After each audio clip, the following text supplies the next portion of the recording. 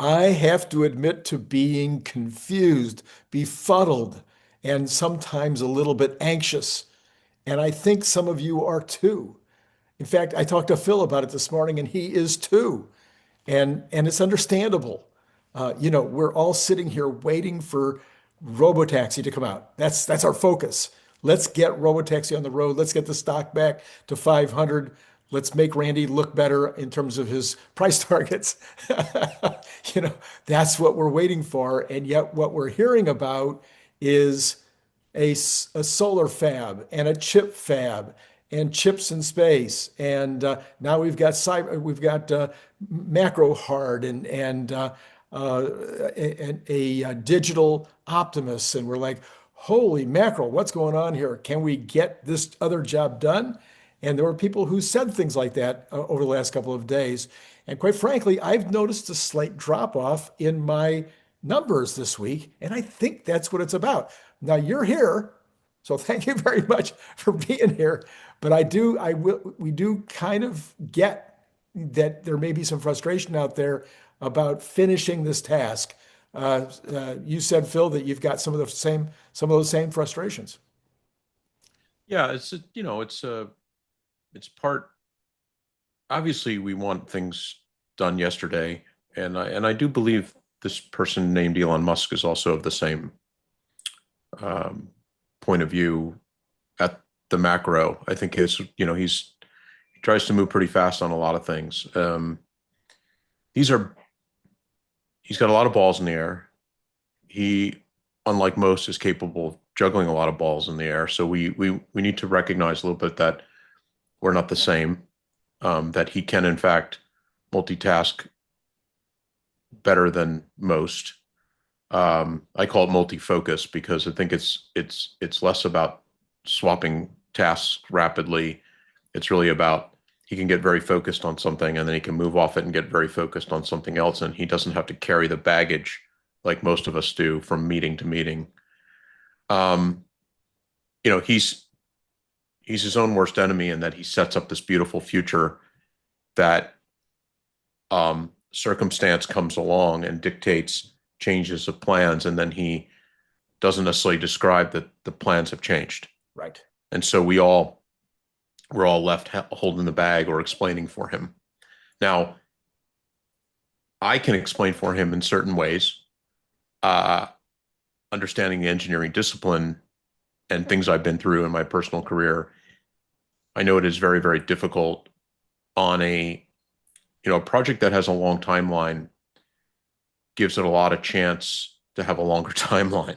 Right. If you have a task that's due tomorrow, you get through that task pretty rapidly. But if you have something that's a 5-year plan, a lot of things change in that time. And so when we look at robotaxi and we look at promises made on FSD, a lot has changed. And I said to you earlier in the green room that Elon is both a conductor and passenger on this AI train. He partially is the guiding force that's moving the industry to seize upon AI in all its various manifestations, whether it be digital or embodied, autonomous cars or robots.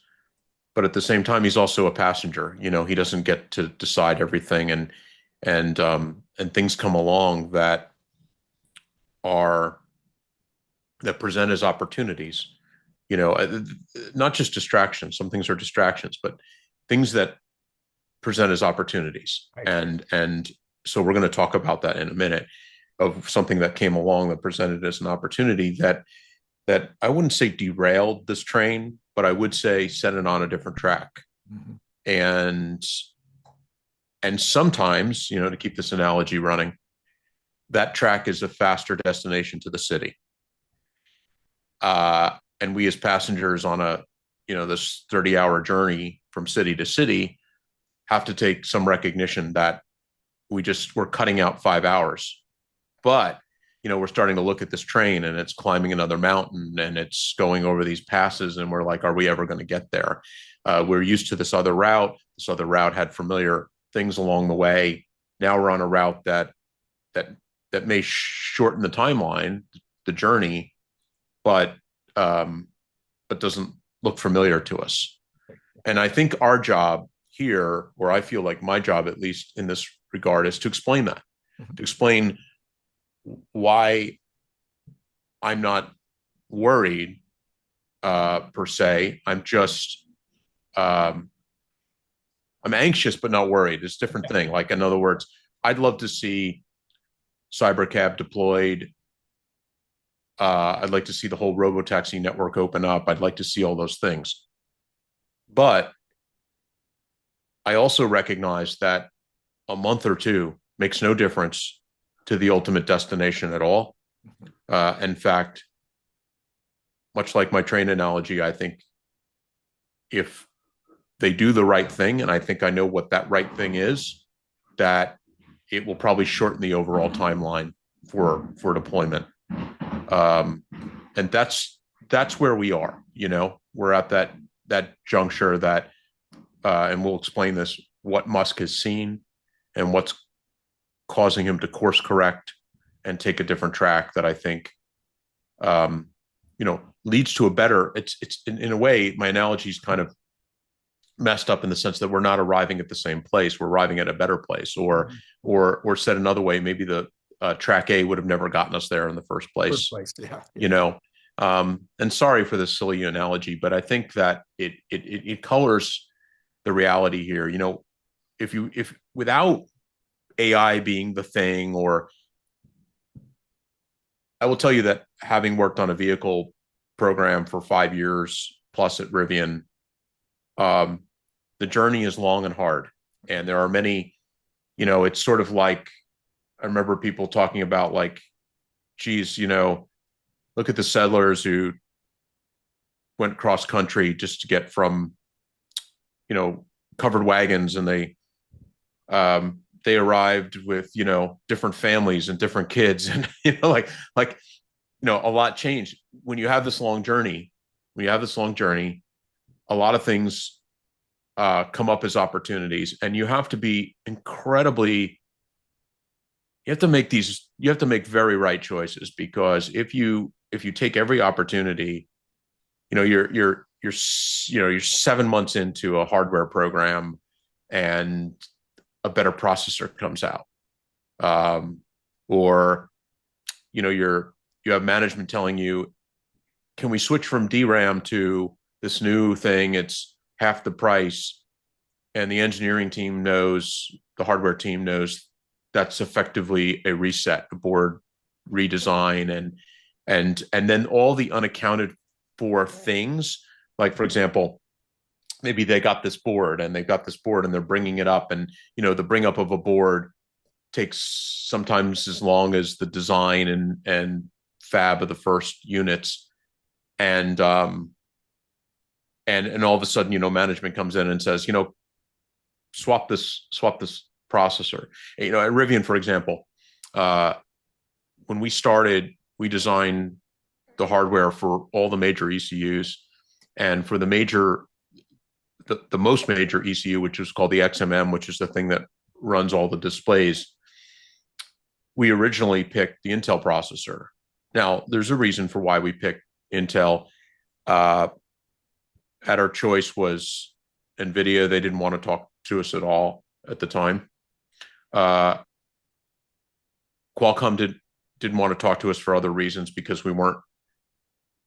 Qualcomm Snapdragon was not available to us, because they wanted us to really take the Android approach, because they didn't want to support anything else, no board support for Linux. They wanted straight Android, and we were not doing an Android system at the time, because we were deep already in software on building on top of Linux.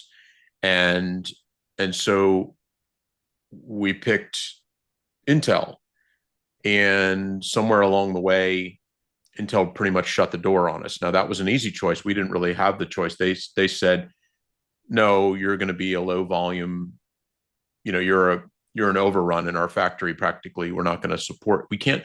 It's not so much they won't sell you the chip, they can't support you.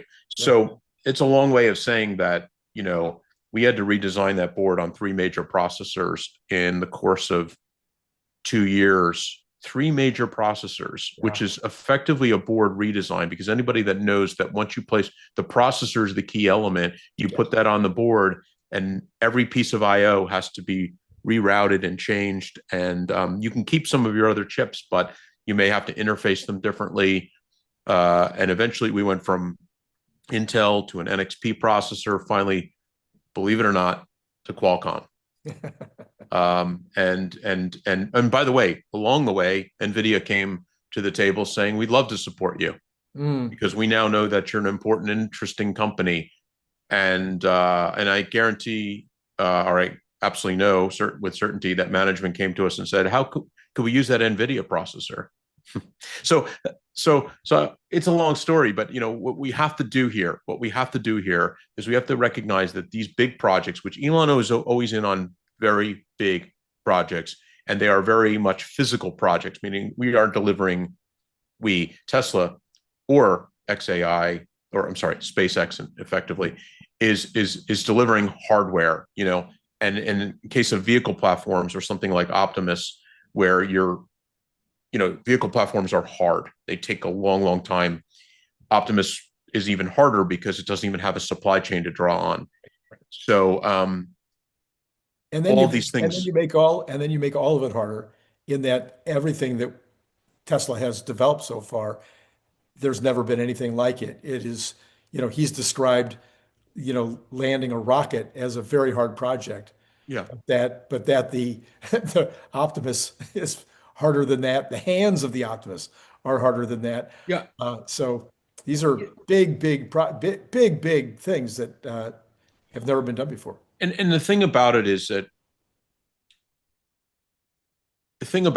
what you get on the back end of this is you get, an incredible moat, because Tesla is a pretty much S tier organization. If we're getting serious about what's going on here, I mean, that means that no wonder why people, let me think about it. How many EV companies have really copied Tesla since, and it's been at this for well over a decade. In And China a few, but yeah, yeah, that's fair. But, yeah, you but only know, in the last couple of years. this Yeah. is true, but Yeah. they didn't just do it overnight. Hmm. I mean, if they wanted to copy and paste, why did they do it in 2012? Right. So it takes a very long time to deliver these products, and then the returns come in. Yeah. And we're in this very funny period. And I think the other thought that we should recognize, and I think you've said it on the show, and I've said it on, sorry, you've said it on your shows with other guests, and I've said it on your show directly, that 2026 is not the delivery year. It's the building year. It's this very big transition year between a vehicle company and this new company, which is really an embodied autonomy company. Hmm. And that transition is happening, and it's playing out precisely in front of our eyes. And, we can either be patient, and I bet you the most impatient person amongst us is probably Elon Musk. Probably, yeah. Yeah, I mean, he's extremely impatient, but he's also incredibly good at making those very decisions that we were talking about moments ago, Mhm. where Yeah. I should pick this track, or I should pick this horse, or I should do this thing because this will widen my moat or expand the TAM, or, jam up the competition. Yes. Um, Yes. And okay. by the way, just to be clear, my statement about 2026 is it would be the year when everything came together. So that might sound a little bit vague, but I think that it's true because I think both what you said and I said are true. Everything is being completed this year. The ramps are starting on everything. Everything that was in the pipeline, the ramps are starting. Yeah. The semi truck, the ramp is starting. We got the Cybertruck, the ramp is starting. We've Yeah. got the robotaxi system, the ramp is starting. Eventually, the Optimus robot is starting. I mean, all these ramps are Yeah. starting this year. Whether or not we delivered thousands or hundreds of thousands is still up in the air, but that's not the key. The key is everything came together this year. Yeah, by the way, I think you meant CyberCab in that Probably said, yeah, point. Yeah, let's talk about CyberCab just for a moment. sure. We now have not, strong evidence, like literal photographic evidence that this unboxed process, coupled with a new vehicle platform, which is minimum of 5 years for anybody to do. Tesla, my old employer, Rivian, few companies deliver a new product platform in 5 years, and Tesla will be delivering a new product platform this year. In fact, next month, realistically. I mean, we see the evidence here. CyberCab is able. I mean, it's funny because people's level of criticism and or anxiety has switched from, oh, well, now that CyberCab is going to be delivered, where's the software? Well, fair. That's fair. But, I will tell you this, back in September, it seemed to me that everybody's anxiety was there'll be software before CyberCab. So, not everything comes in exactly at the moment in time you want it to. And here we are, literally watching this unboxed manufacturing process, which, this is an example here. Elon dug really deep here. He said, I could build this car the traditional way with traditional automotive manufacturing line, heavy labor, low output, but he chose to build a robot to build the robot and to make the factory as much of the product as the product itself. And we're about to see that pay off big time. Right. Now, we can criticize and say, well, look at them. Now they can produce, 100 cars a day, moving on ramp to 100 an hour to, and there's no software. Okay, geez, that's happening too, right? We know that the software is moving along, but is, as we'll discuss in a moment, taking slightly different track. Right. All right. Well, let's dive into it then and see what you've concluded. We have talked this week, I think, certainly the week before, and this week we've talked about some of the things that might have held Tesla up, like maybe waiting for NISTA to make their new rules. It could have been maybe what you're going to talk about. We suggested at some point this week that it might have been this software. It might have just been logistics, some logistical issues that they were having in town. But anyway, I'm very interested to hear because I know we've had a lot of change in the last few weeks with regard to AI. And what did you come up with? Sure. Well, let's share a presentation. Okay. Get back to presentation mode here. Put this in slideshow mode. So there's a bit of tease here. Oops, I'm sorry. That was really, really quite dumb. I assume you see it. Yep, got it. Yep. There's a bit of tease here because part 2 of this conversation will be about this article I dropped. Was it only Tuesday? Yeah, probably. On the Magic of Optimus part 2, all about data and the future of this product. And this is really interesting. And we'll talk about that. But let's get into what happened this week. So Elon dropped a post where he said he was talking about Macrohard, Digital Optimus. He's basically effectively renamed Macrohard Digital Optimus, right? Right. And you can see from his included post here where he says Macrohard or Digital Optimus is a joint 𝐒𝐴I Tesla project coming as part of Tesla's investment agreement with 𝐒𝐴I. And then he tried to describe what's going on between the two parts. And I read it and I thought it was a difficult to parse explanation. So I wrote my own explanation. And I think he saw the wisdom of my explanation because he reposted it a couple hours later. And a lot of people asked about it and commented on it. And you're welcome to look at it on X. But here's what I was trying to tell. And let me tell you a little bit of the backstory as well. So a couple years ago, and let's say right before the founding of xAI, a lot of things were swirling in the AI world then as well. So 2+ years ago, I guess. And one of the things that was happening is that these frontier models were coming about. There was, you know, obviously OpenAI and ChatGPT was taking the world by storm, and Google's DeepMind was on a tear, or at least, yeah, to get with Gemini. Microsoft was busy doing its own thing. I don't know where, can't remember where Anthropic was at the time. Meta was very busy, hiring like mad, and the best AI engineers, and a lot of the people working on this small little skunkworks project at Tesla called FSD. I'm trying to downplay it on purpose. Became frustrated. They were these AI folks, and they're like, I want to work on a frontier model. I want, and I've seen this chicken before in my career many times. It's usually you have very young, very smart people chasing certain, big projects. Yeah. These big projects.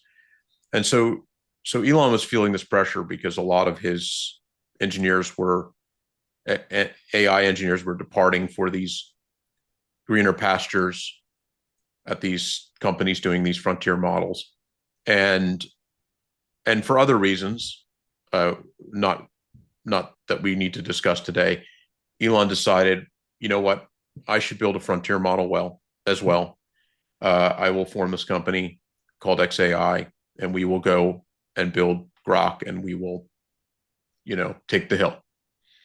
And this gave him a place for some of these engineers to get out of the Tesla fold and, build what they desired to build, since obviously the market was willing to hire good people, and he can only keep them, he can only keep them through his words and so forth. So that started to happen. Now, what's really quite ironic about all this is, while some of these larger ventures, like arguably Meta, has kind of stirred a bit of a failure in building its own frontier model,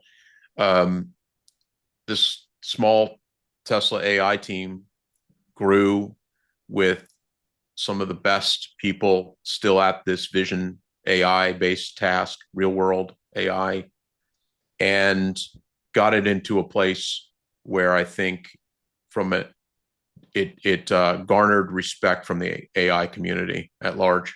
I think the community took a look back and realized that once I think this happened around version 14's drop, that this was not only serious, but this was an AI that was magical and maybe much more interesting than, doing a straight up LLM, which all of a sudden felt very commodity to a lot of people. Okay, so now this team, the Tesla AI team, as the focused folks, have stayed and built something, and hit that gold vein. They nailed it, and then in parallel, xAI released Grok, up to now 4.20. And along the way, someone thought of a better way, a more first principles way. Could have been Elon, I don't really know, of doing this agentic kind of AI on your computer. So what was first called Macrohard, because the idea was, somebody unearthed the idea, brought forth the idea, hey, you know what, we could just build an AI that can drive the screen like a human does, can do human tasks, this and also be generative in terms of potentially generating, not just ingesting pixels from what's on the screen, but also generating pixels as outcomes. And we can go and build this thing.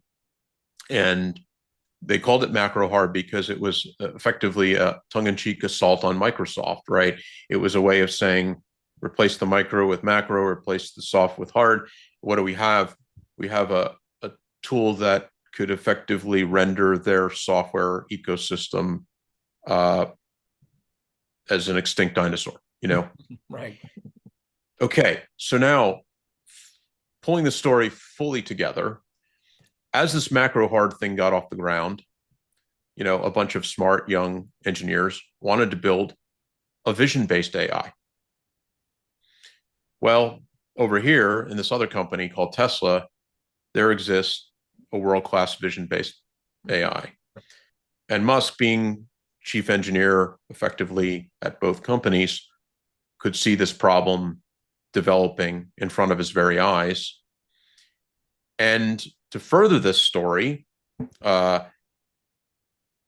if you looked at probably the last piece of data, really big piece of data out of xAI from Ashok Ellaswamy, the VP of AI at Tesla, he spoke about this coming version, and so did Elon, 14.3 of FSD, and they called it the reasoning version. Right. And what he explained is, in this presentation that he had done, and I wrote it pretty much an entire article on FSD about this, that called the Reasoning Edition, if people want to reference that. You can either look at his source material or look at my explanation of it.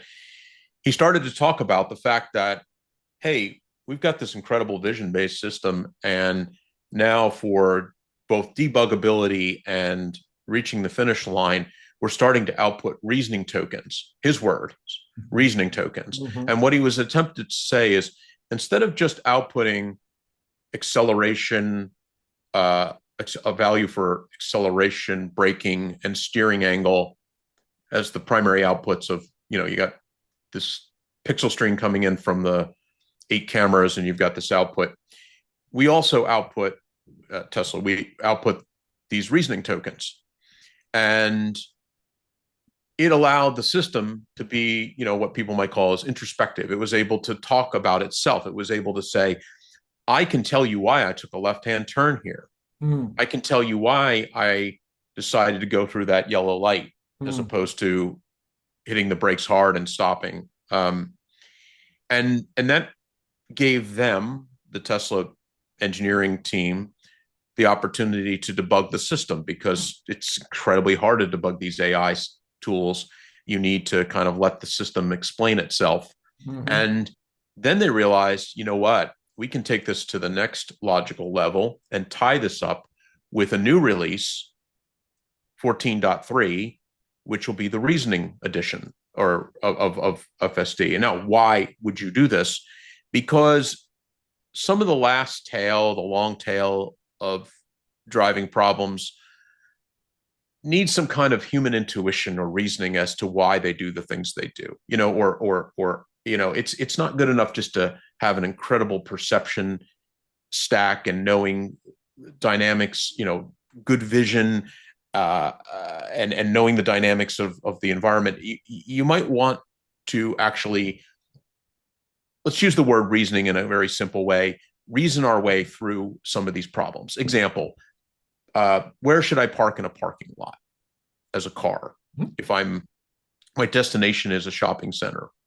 Well, part of that is user input, and part of that is knowing the dynamics of the very parking lot. But some of it is just, you know, some of it is going to come down to just sort of the system understanding what the best thing to do is at that moment. And that isn't the core of what FSD is. You know, that's not the core. That's kind of the next layer wrapped on top of it. Now, I tend to think of it as solving a lot of the last mile, what I call last mile problems is probably not right. So let me stop you for a second. So I'm trying to, this is great. So, but I think, let's make sure I get it. So we have a 4-year-old watching daddy hammer a nail in. And then he picks up the hammer and hammers the nail in. And daddy holds his hand and says, here's how you nail that nail in. And basically he's just see and say, or see and do rather. He's just following exactly what daddy's doing, but he has no idea why he's got his fingers in a certain position, why the hammer needs to be a certain way. He has no idea about concentrating and focusing on the nail as opposed to focusing on something else and therefore hitting his thumb. So all of it is rote. He's just copying the exact thing that daddy's doing. But now maybe he's 6, and all of a sudden he goes, "Hey, Dad, why do we use this nail in this situation? Why do uh, why why do I keep hitting my thumb? You don't hit your thumb." So there becomes a level of understanding of the process as opposed to just copying. Am I Yeah, and beyond that, close?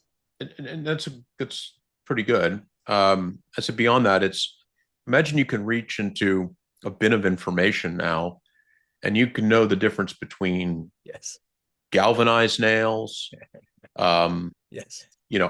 I know nothing about nails, so I'm about to sound stupid here, but imagine, I could pick the right nail for the job Yeah. based on, like let's say well, Dad taught me to nail, but now I have to buy a certain set of nails at Home Depot to finish this job. Do I use these little finishing nails? Do I use these galvanized nails? Use big, what I do? And what might I do? What might I do today? I might not maybe a 6-year-old, but I might just pull up Grok or ChatGPT and say, what kind of nail do I use to do this? Yeah. Yeah. And Yeah. it may tell you, and by the way, it already knows this because it has built this into its Right. core of its existence. It knows precisely what nail to use, and it will tell you.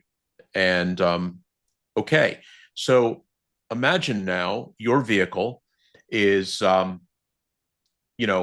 traversing FSD by, as you said, some rote training, is able to navigate left-hand signal turns with green arrows, and um, it finds itself in Arizona where there's a yellow arrow. I found this down in Tucson when I visited Tucson a bunch, and there's this yellow arrow. It may not be throughout Arizona, but certainly in Tucson. And so, you can go on the yellow arrow, and then sometimes it turns green after the yellow, and sometimes it actually turns green before the yellow, which is kind of a really weird thing. And I did not have my Tesla down there, but I have a feeling that FSD would have done okay with that. Mhm. But FSD doesn't know anything about why that exists, and doesn't know anything about the accident statistics associated with going on that yellow. And yet, if you go right now to Grok and you say, tell me where that came about, and is it dangerous to go on the yellow, and what percent of are preceded by the green or followed by the green arrow, it will give you answers. Yeah. It will give you very good answers. Better than literally trying to research it in a library, right? Mhm. We know this. Now imagine if that's available to FSD in real time, all Mhm. the time. Now that may be a contrived and silly example, but what I am saying is FSD was trained on all this data that it can navigate very effectively through all the roadways that are well presented. But Mhm. when you get into these small nuanced problems, Mhm. Mhm. suddenly FSD can't do those things because it's not really in its ball of tools. It's not Yeah. there. Yeah. So this is why Tesla has said, oh, we would really like to produce this new version called 14.3. It's a reasoning version. And now to bring us all the way back to where we are here with this post and what Elon did, I will tell you this: 14.3 will never ever see the light of day. Okay. Okay, it is a stillborn release. I mean, I'm not saying they won't name something 14.3, but Right. I have a feeling they won't. Here's what happened. Okay. You go back to the beginning part of the story. You have the Tesla team building this incredible vision-based real-world AI that can deal with embodied AI, vehicles and Optimus, and wanting to add these reasoning components. And you have the xAI team having these reasoning components, wanting a vision-based AI for their next project known as Macrohard. Yeah. And these things have these great overlaps. And Elon's staring at them both and he's saying, I don't want this team to duplicate this team's work, and I don't want this team to duplicate this team's work. This team has done deep work over here. It will take time. And so he said to somebody, probably the most mature person, I think, in his team, which is a shock. I think he's a great, fantastic engineering lead manager. How can you combine these and make sense of this? And I think that's exactly what happened. So what that means is that the teams will combine efforts and they will now produce an FSD that has that very reasoning, which will basically mean it is backed by an LM, an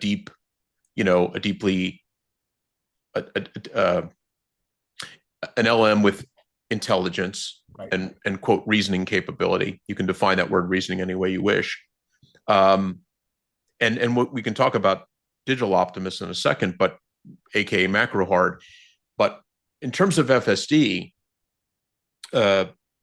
this I think is a very big deal. And I'll tell you another reason why it is.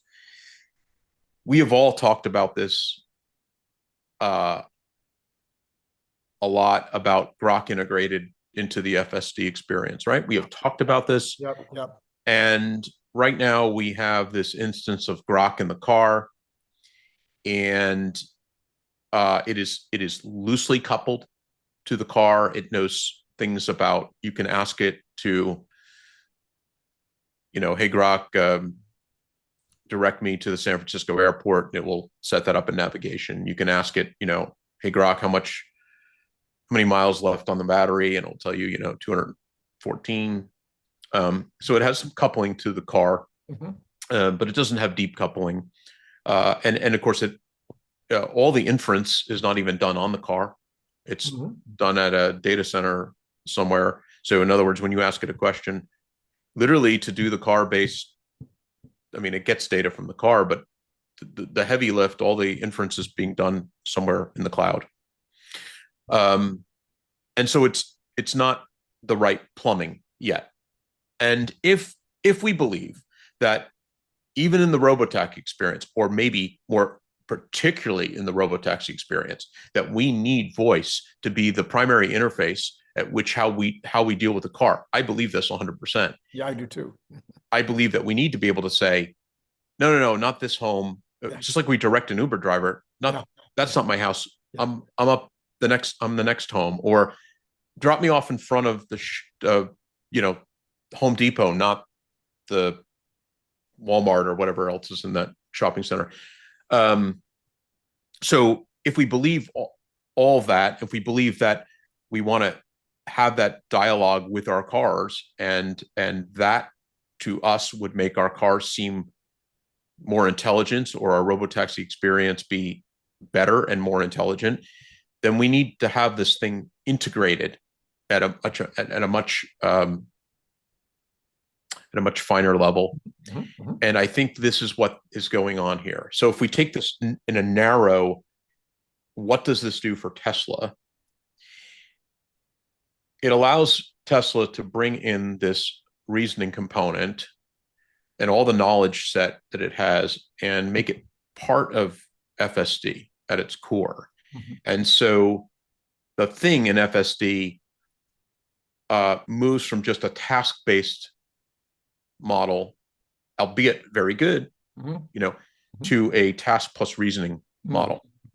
And if you think that matters for FSD on a car, on a car, multiply that by 2 orders of magnitude in what it does for Optimus. Right. Because part 2 of this discussion, we'll talk about an Optimus that can reason. Yeah. Yeah. And I give you a good example of that. Imagine that you said to Optimus, version 1, no reasoning, kind of what we'll call the task-based Optimus. Mm-hmm. The one that may come about if we hadn't integrated xAI's work. And we said, please go into my office and pull the Drucker book called, I have a few of those. Yeah, management, whatever. And Optimus would walk in, grab that book, bring it to me in the kitchen or wherever I am. Here's your book. But maybe Optimus wants to say, what's in that book that you're looking for?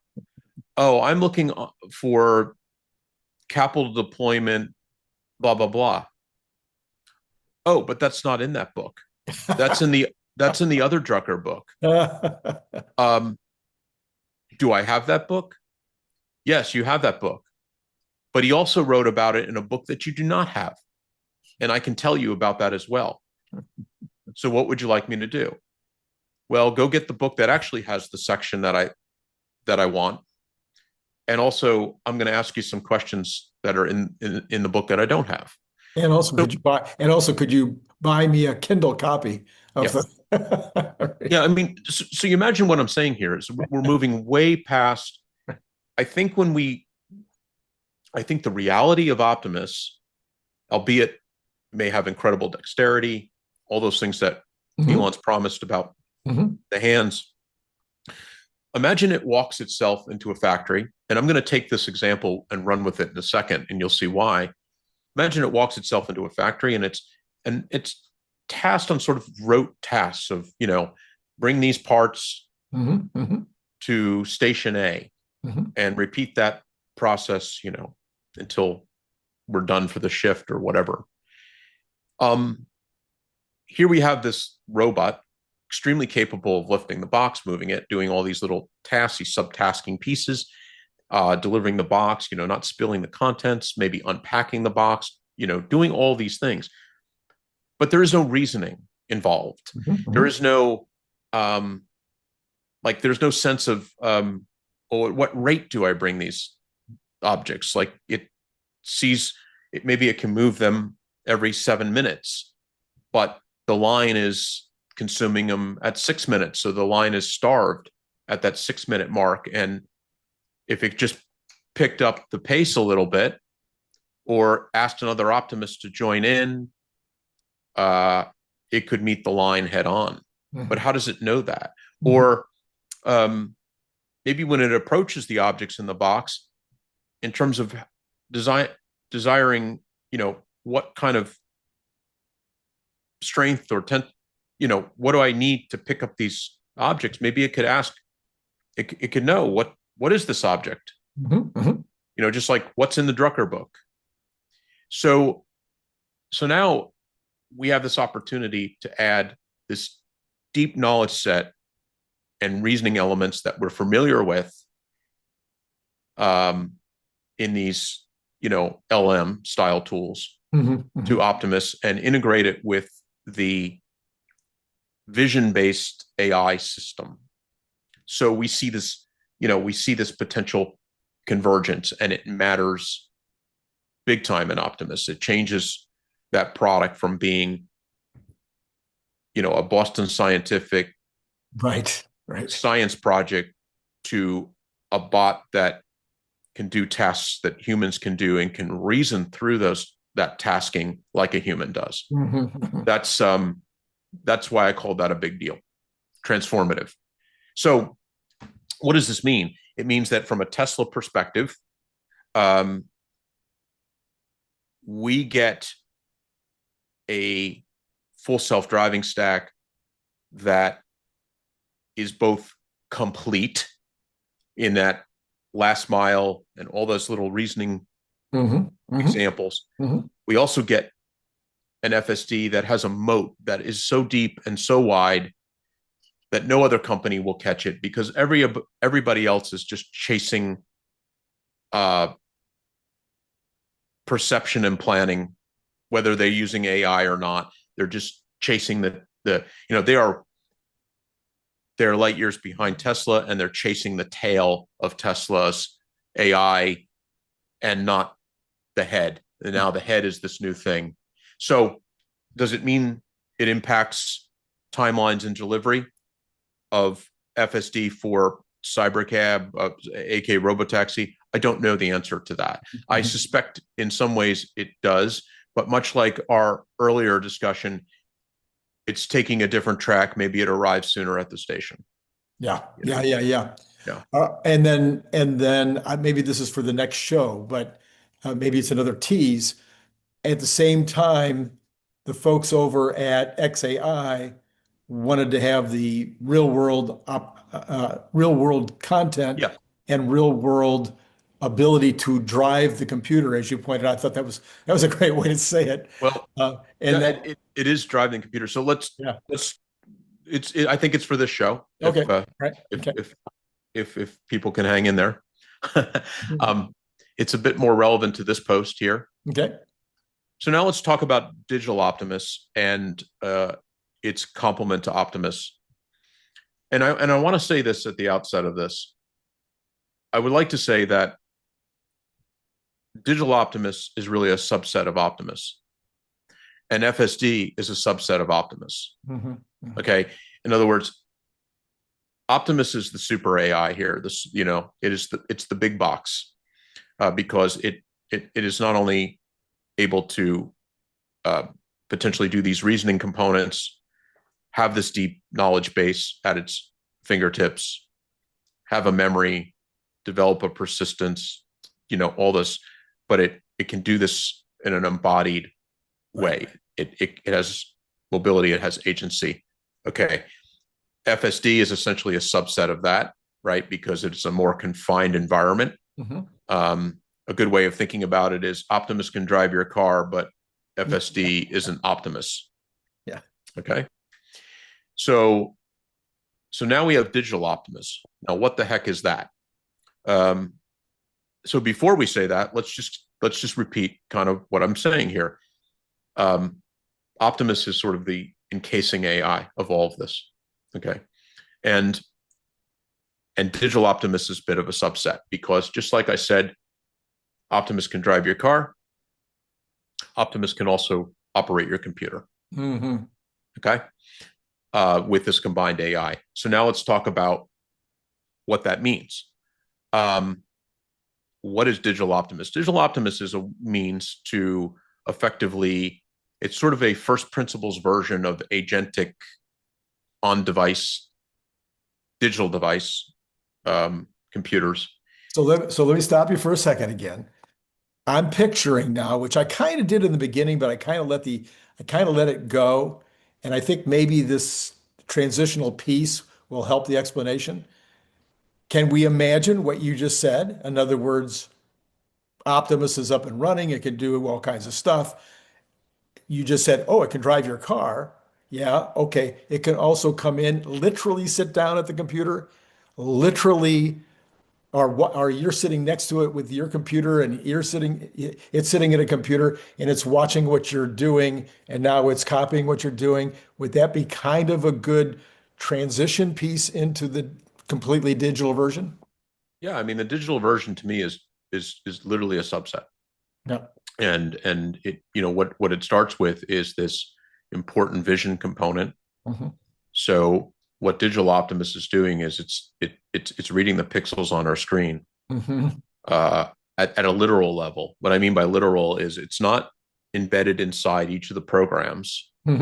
It's looking at it from the way a human looks at a screen as a running as a holistic running system that maybe applications and one applications in two windows, in our Windows based models. But when we look at a screen, we see an entire information environment. We don't see just Microsoft Word or we see a whole tool chain, and we know we also know what that tool chain is, what is available to us, what applications are available to us. So even if an application isn't running, we know that we can launch it and we know what it can do. And imagine that we were trying to use Photoshop to do some kind of color correction on an image. Mm-hmm. And we also had this other tool called DaVinci, which is a, kind of a competitor. And we might reference our deep, deep, deep knowledge base, because we do it as humans right now. We say, hey, Grok, what's the best tool to use to do color correction? Well, what if the system knows that intrinsically? Yeah, yeah. Whether it's Optimus or so-called Digital Optimus. So think of Digital Optimus as just the non-embodied form of Optimus. Mm-hmm, mm-hmm. And imagine that it can drive your screen and also drive output. So it can read pixels and it can produce pixels. And that is what it is. And why it's important, perhaps, is that, I don't know, perhaps the larger part of the economy really is things that are not physical labor. Right. Yes, according to Søren Basher, it breaks down about twice as many people are involved in the digital side of the. By the way, Søren and I actually had that conversation. Okay, all right, great. Before he talked to you, we were on the phone for about an hour having an amazing time talking about this stuff. And Søren, which is a really good, he's really good at the other side of, I'm talking it from the technical, and he's talking it from is a perfect combination for us to talk about it. So anyway, so this post here, what I was trying to explain is not so much what is Digital Optimus. I think we just kind of put that in a little obvious box, but like, how does it get deployed? Because Elon made a post about it as well, and he said, let me back up before we get to deployment, because again, I'm hoping that maybe I'm adding a little bit something here, because I'm thinking about it really practically. So right now I'm in that Illustrator or that Adobe or whatever illustration program, and I want to change the color, as you just pointed out. My experience is I might spend 3 hours futzing around, looking at the rules, doing it, making a mistake, calling a friend, asking Grok, asking the help desk because I still can't figure it out. And it would seem to me that once again, the digital Optimus, or the Optimus if he was sitting doing the work, would literally be able to access all of the rules, a million other Optimi that have already done this work, all of the Reddit stories that have ever been created about how to do. All of that is at his fingertips. Anyway, and so he can learn how to use that Illustrator to get to the result in a minute or a half a minute compared to my 3 hours. Yeah, it's completely true. And I think the difference is that, we have to train ourselves or learn. And you're right. We all have different ways of doing it. If we're experts with a tool, well, obviously we've learned it and we can repeat. But perhaps people like you and I, when we go into a Photoshop or something, we're just we're just hoping to get the job done. Right. And we are struggling hard because the tools are incredibly advanced and that they have great capability, but they are expert tools. Yeah. They're complex and they're layered. Yeah. And by the way, we don't even know what the right tool to use is. We may open Photoshop, we may go down a rat hole and find out that DaVinci does better color correction. Right. And we didn't know that. Now, we could have asked maybe ChatGPT or Grok and said, hey, what's the best tool to do color correction on a Mac? And it said, by far, use DaVinci. It has, however, maybe it says use this other tool if you want simple. Yeah. Now, Digital Optimus doesn't need to go simple.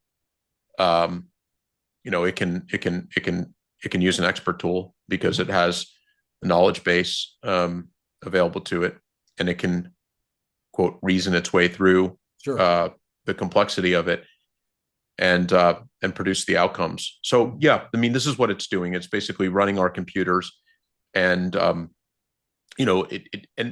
and doing it at a more aggregate tasking level. Like, for example, you don't just tell it color correct this thing. You could say, I have these 20 images, pull them together in a presentation, color correct all of them, and do some research on hot air balloons and put together a world-class presentation and video presentation on the history of hot air balloons or something, whatever, and you let it go, and it uses 15 tools on your Mac, and you don't know what it did. You don't care, because the outcome is this beautiful, and just make a PDF. In other words, don't even make me write a book. So this is the kind of thing that Digital Optimus can do, and it's not to say that Optimus itself couldn't sit down and do this, but it would seem kind of kind of wrong tool, wrong job. You may as well have a subset of that software, the non-embodied version, just going at it, looking at but the point is, it's looking at those pixels holistically on the screen, like we do as humans. So now Elon did put together this post, and he said yesterday, and it works on AI-4 equipped cars, so your car can do office work when you're not driving. And also, we're deploying millions of dedicated units at superchargers. And I think, oh my God, another. I'm glad he said it, but I think I parsed it this morning, and I wrote a post on it, which is taking up some pretty good views already. And what I'd like to explain what I think that deployment model is, and how AI-4 is involved, and what this is all about. Okay. So the best way to say it is that, now, by the way, I don't actually know. Digital Optimus does not exist in my hands. It's a research project at xAI that Elon says will come to fruition in 6 months. Take him at his word or whatever. So I'm reading the tea leaves, and I'm going to give you what I think, how it deploys and what it's about. So the deployment model to me feels like this, that one instance of it could be completely 100% running on your Mac or Windows PC, no other external inference compute required. And I'm not saying that is the outcome, but what I will tell you is, most certainly, Digital Optimus will be installed software, because it will connect to your computer at a very low level. We'll call it the driver level, if people are familiar with that term. It means that it will be able to read the screen, much like the screen is visible to us. In other words, see the pixels as they're produced on the screen. That's the output side, and it will be able to drive the input side, which, of course, as we know, is principally keyboard and mouse. Okay. So at this lowest level, driver level, it will be able to read or get output and do input on the computer in a complete way. All right. Now, who drives it? Is it a piece of software resident 100% on the Mac or Windows? So I already said, okay, we're going to hook into the lowest levels, and we're going to be able to read the screen, and that would be hooking in at the driver level of the computer. But like, who does the heavy lifting? Who does the inference compute? Well, it could be resident on the box. Maybe that's a lightweight version, but it also could be off the box. And this is what Elon is saying. So I'm sitting in front of this computer, and about 30 feet to my right is my Tesla sitting in the garage. And it has two AI-4 chips that are capable of doing an extreme amount of inference work. And so you can imagine Digital Optimus being installed here on my computer and over the network, over Wi-Fi in my house, connecting to my Tesla in my garage and using those GPUs to do the inference required. Right. Okay. Which means that, suddenly it moves along a lot faster. Okay. Now, let's extend that further. If I'm doing that over a network between my computer and my garage, you can be sitting in front of your Mac, and over a wider network, you could be doing this on somebody else's AI4 computer in their garage. Right. Or in any Park state. In other words, if it's the AI4 computer chip is not being utilized for FSD, in other words, the car is in a park mode, then all of a sudden that inference is available. So for a very long time, Elon's talked about this distributed inference, and he's talked about it as a potential moneymaker for people who own Tesla vehicles, because after all, there's a perfectly capable inference computer sitting effectively idle, sitting on a very big pile of energy that can be applied to it. In other words, that idle, imagine that Tesla sitting in a parking lot at that Home Depot and having good internet connectivity. It's a very capable device in this very, very big, vast distributed inference. And further, what they recognized is that their superchargers are overbuilt, right? I mean, essentially, they have what Tesla has done an amazing job at is interconnecting to the grid to get the proper power to these superchargers, of which they expect, I don't know, let's call it 75% utilization. And sometimes they have 2% utilization or 12% utilization. There are plenty of superchargers you could go to at 3 a.m. and there's nobody there. Now, if they could build a rack of AI4 compute type devices and put them next to the power conversion boxes, all of a sudden and they're on the network, and you're all welcome to think about Starlink in this equation if you want to. Now you have a circumstance where those nodes become part of this distributed network. Right. And what he is saying is, I can deliver to you inference for an important task that is all the tasking that Digital Optimus could avail itself to. I can deliver you inference or intelligence at the lowest per watt cost. And what we know today, and the reason that Elon talks about data centers in space, is that these consolidated data centers are, that's how you build a data center. You consolidate the compute in a small area, which requires all the power to come from that area, which of course creates higher demand in that area.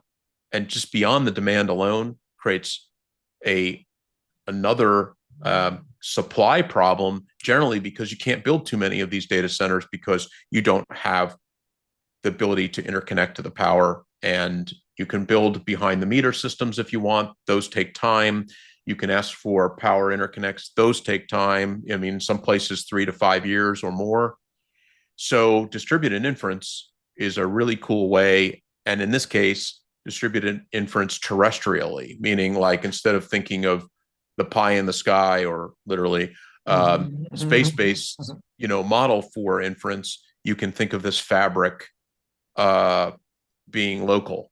And when that fabric does develop in the cloud, being, cloud, above the cloud, then all of a sudden all this becomes effectively compute that's available to you off premises, that is available to you with probably pretty good latency, meaning good delivery to drive these tasks. Now, what we can tell you about Digital Optimus is that most of the tasks on computer are not, unlike physical Optimus or FSD, they don't require real-time tasking necessarily, right? In other words, smaller amounts of latency, you can slow down the process. It does not need to work necessarily in real time. In fact, it's driving the process. Therefore, it determines how fast it goes. Obviously, we all want our images color corrected as quickly as possible, but we're talking about, millisecond delays here, not hour delays here. And those things are untenable for Optimus or FSD, but they're not untenable for Digital Optimus. Right.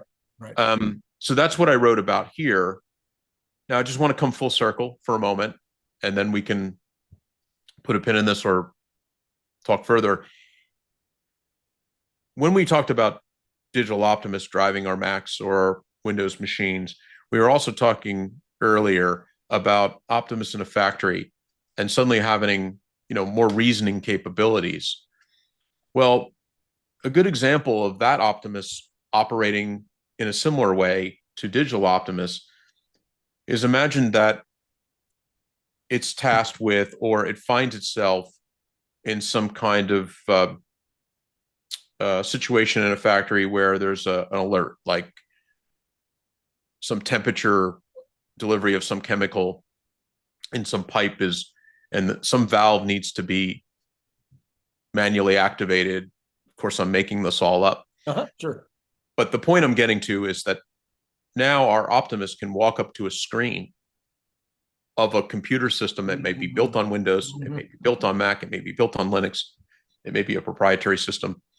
It can stare at that screen, much like we would stare at that screen. It could navigate that screen, but unlike us, who may be forced to use it instantaneously with no knowledge, Optimus may have the entire knowledge base in its little brain already about how that valve control system works and how to use it. By just approaching it alone, it's now just a matter of running it. I see this error code. I already know what this error code means. I already know the resolution of this error code. All I need to do is drive this device. Now I'm doing it physically, much like Digital Optimus did in the digital realm. And with that, I think I conclude. Okay, so then let me just bring it back to my show this morning that I did, and I'm going to, of course, put a card up for people to go back and check out the show from this morning. But I had Grok analyze what the value of this inference in the cloud, this massive data center between the cars and these ones that will be set up in the charging locations. And the value that Grok came up with was between 500 billion and a trillion. Most of that, I think, being the not needing to build those data centers. So you're talking about 7 gigawatts, I think, between just in the superchargers, and I think another 3 gigawatts in the cars. I think that's roughly right. That is the equivalent of 10 big nuclear power plants. And all of a sudden now you don't need to build the power plants. Right. You don't need to build the data centers. Yeah. You now have all that inference for virtually free. Yeah. One further comment I forgot to mention in that Digital Optimus post is that I think that there's now for the first time, there's an opportunity here for Elon to superscale his AI chips, because it is possible that he is willing to make a device.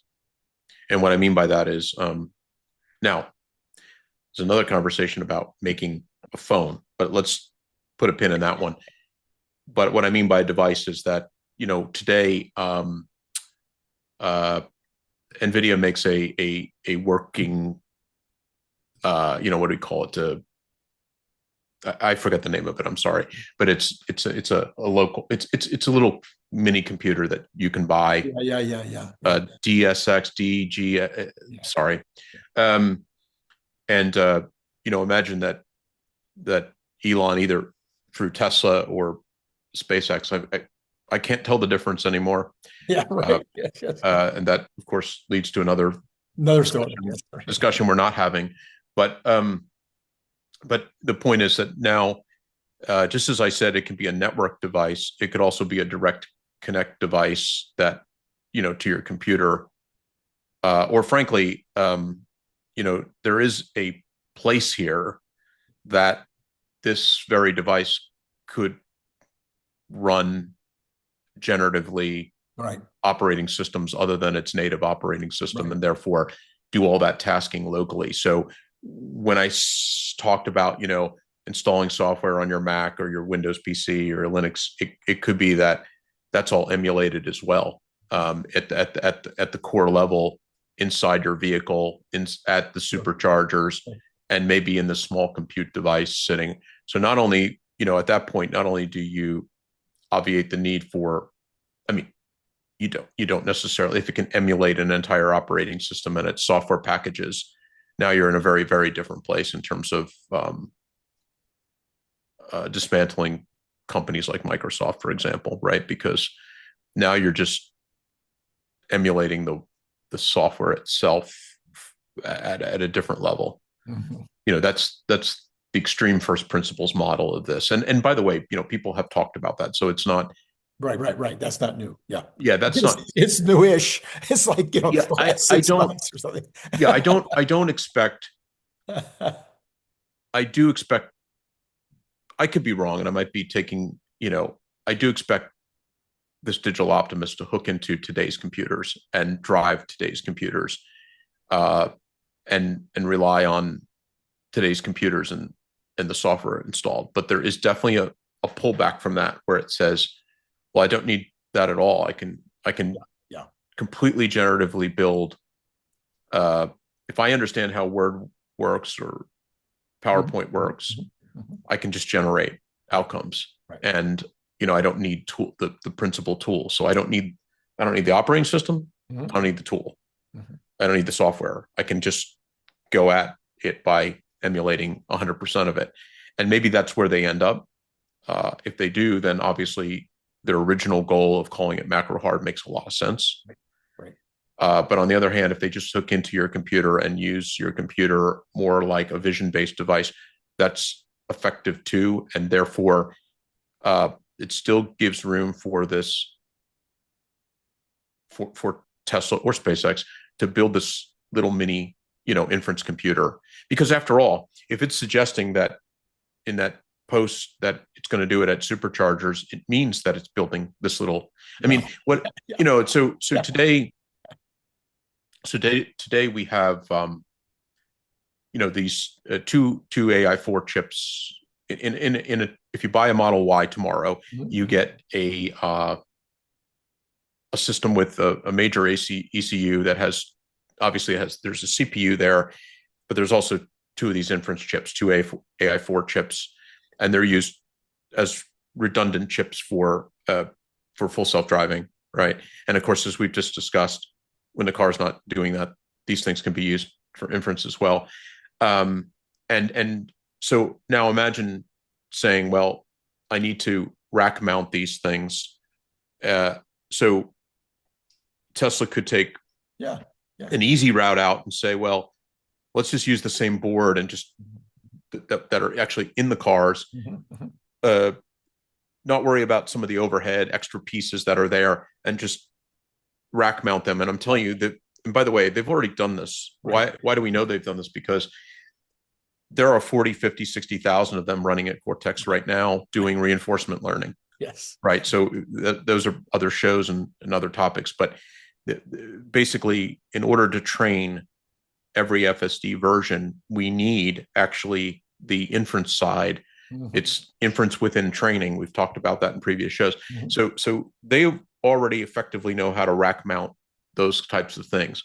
They can decompose them with a further board design into a smaller effective, let's call it a consumer device, that might be easier to rack mount in the supercharger model or put on our desk. Yeah, yeah. Mhm. Yeah, Yeah. yeah, yeah. All right. Well, you know what? I'm beginning to believe that I might almost understand.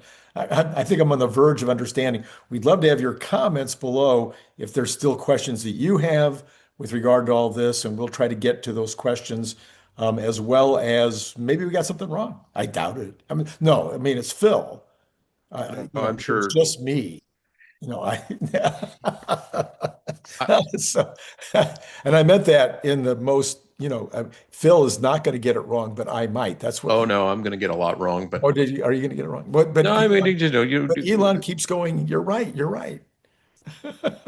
yeah, and then he keeps upsetting the apple cart, and if I'm right, it's only because I'm right today, and Tomorrow, who knows? yeah, yeah. It's a beautiful place of convergence here that we've talked about today, and Yeah, yeah. and I would leave the audience with this statement: let the anxiety fade away about Yeah, all these things coming together, right. and just let Elon build. And I'll just put a cap on that, and that is this things we've been talking about today is huge. This is not, this is not, oh, we're going to have another product a few years from now. No, this is now. This is the capability exists immediately to do it. Elon's talking about 6 months. I assume that is to, prepare some of the infrastructure that's needed to make it happen and make sure that they have all those,